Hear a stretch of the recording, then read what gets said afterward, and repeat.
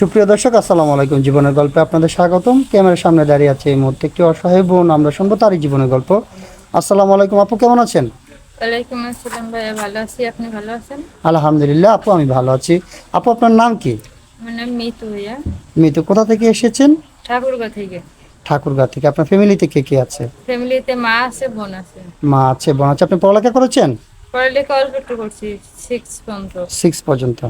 কেন পড়ালেখা করতে পারেননি? না, গরিব দরিদ্র ঘরে মেয়ে লেখাপড়া করতে পারিনি। ও আচ্ছা আচ্ছা, ঠিক আছে, বুঝতে পেরেছি। ফ্যামিলিতে মা আছে, বোন আছে। জি। আপনার বাবা কি হয়েছে? বাবা নাই। বাবা নেই। বড় কোনো ভাই নেই? ভাই নাই। বড় কোনো ভাই নেই, বাবা নেই।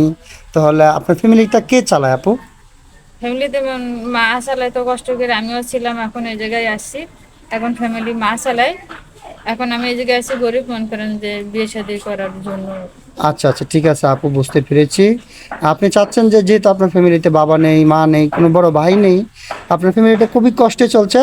আপনি যেহেতু উত্তরবঙ্গের মানুষ, ওইদিকে তো মূলত আমি যতটুকু জানি যে যৌতুক ছাড়া বিয়ে হয় না, তাই তো? না, যৌতুক চাই, বিয়ে দিতে গেলে যৌতুক লাগে। যৌতুক আপনাদের এদিকে তো আমি যতটুকু জানি 3 লাখ 4 লাখ টাকা করে যৌতুক নেয় হ্যাঁ, মূলত যৌতুক না মানুষ। দিলে কোনো মেয়ে বিয়ে হয় না। সেটাই।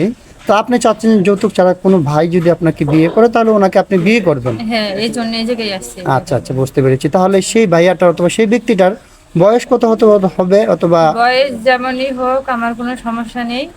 বা অল্প বয়সী ছেলেদের সাথে বিয়ে করা যায় না, এরা মনে করেন যে ছেড়ে চলে যাবে। আচ্ছা, আপনি আপনি চাচ্ছেন যে একটু বেশি বয়সের হলে যে আপনাকে যে ভালোবাসে কেয়ার করবে, তাই না? হ্যাঁ। আচ্ছা আচ্ছা আপু, বুঝতে পেরেছি। তো আমরা তো এই ভিডিওটা পাবলিক করার পরে অনেক ভাই আমাদের সাথে যোগাযোগ করবে যে আমরা ওনাকে বিয়ে শাদী করতে চাই। হয়তো অনেকের স্ত্রী চলে গেছে, মারা গেছে, অসুস্থ থাকে, দ্বিতীয় বিয়ে করতে চায়। অনেকের আছে আবার বাচ্চা কাচ্চাও থাকে 1-2টা। তো ওই রকম কোনো ভাই যদি আপনাকে বিয়ে শাদী করতে চায়, আপনি কি বসবেন? হ্যাঁ, আমি বিয়ে করবো, তাতে আমার সমস্যা নেই। মন থেকে বলছেন নাকি এখন আমি শুধু মন ক্যামেরার সামনে থেকে বলছেন? বলছি, না, তাতে আমার কোনো সমস্যা নেই। আচ্ছা, ওনার যদি বাচ্চাটাকে, সেই বাচ্চাকে কি সৎ মায়ের মতো দেখবেন নাকি নিজের সন্তানের মতো আদর না, করবেন? নিজের সন্তানের মতনই দেখবো। এখন কি এটা বলছেন নাকি পরে বলবেন যে তোমার সন্তান, আমি কেন এত আদর করব? না, আমি এখনো যা বলছি পরে ওইটাই। এটাই মন থেকে বলতেছেন? মন থেকে। এইটার না, আমি গরিব ঘরের মেয়ে, আমি জানি যে কষ্ট, মা বাপ না থাকলে কেমন কষ্ট, আমি এটা বুঝি। হ্যাঁ, যার বাবা নেই, যার মা নাই, সে বুঝে যে হ্যাঁ, কতটা যে কষ্ট। কতটা কষ্ট। আচ্ছা, আপনার আব্বু কতদিন আগে মারা গিয়েছিল? আমার আব্বু মারা গেছে 10 বছর আগে। 10 বছর আগে। আপনার বয়স এখন কত বলেছেন? আমার বয়স এখন 25 বছর। 25 বছর। তার মানে আরো মনে করেন আপনার যখন 15 বছর ছিল তখন আপনার আব্বা মারা গেছে। হ্যাঁ। আচ্ছা, মানুষের বাবা যখন তাদের মেয়ে কিনে মার্কেটে যায়, ঘুরতে যায়, আপনার কি ইচ্ছা করেন আপনার বাবাকে দেখতে, ডাকতে? হ্যাঁ, ডাকতে ইচ্ছা করে, আফসোস হয়, অনেক মিস করি। আচ্ছা, যাই হোক আপু, আপনার জীবনটা অনেক কষ্টে। যার বাবা নাই সেই বুঝে যে বাবা হারানো কতটা কষ্ট। হ্যাঁ, কত বেদনা, কত কষ্ট সেই। আচ্ছা আপু, আমরা তো এই ভিডিও পাবলিক করার পর অনেকে চাবে যে আপনার সাথে যোগাযোগ করতে। তো আপনার সাথে যোগাযোগ কিভাবে করবে? আমার সাথে যোগাযোগ করলে, আপনাদের সাথে যোগাযোগ করলে আমারই পাবে। মানে আপনার সাথে, আমাদের সাথে যোগাযোগ করলে আপনাকে পাবে? হ্যাঁ। কেন, আপনার ব্যক্তিগত কোনো ফোন নেই? আমার ব্যক্তিগত কোনো ফোন নেই, আমি ফোন ইউজ করি না। ফোন ইউজ করেন না নাকি কিনতে পারেন না, কোনটা? ফোন কিনতে পারি না।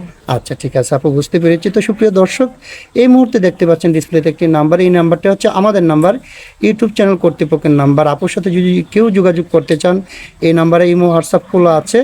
আপুর একটা স্ক্রিনশট মেরে আপুর ছবি পাঠিয়ে দেবেন, আমাদের প্রতিনিধিরা আপনাদের সাথে যোগাযোগ করবে। কেউ Ayodhya audio call, video call দিয়ে আমাদেরকে বিরক্ত করবেন না। তো আপু, নামাজ কালাম পড়া হয়? হ্যাঁ ভাইয়া, নমস্কার। 5 ওয়াক্ত পড়েন? জি। আচ্ছা, ঠিক আছে আপু, ভালো থাকবেন, সুস্থ থাকবেন, শুভকামনা এবং দোয়া রইল।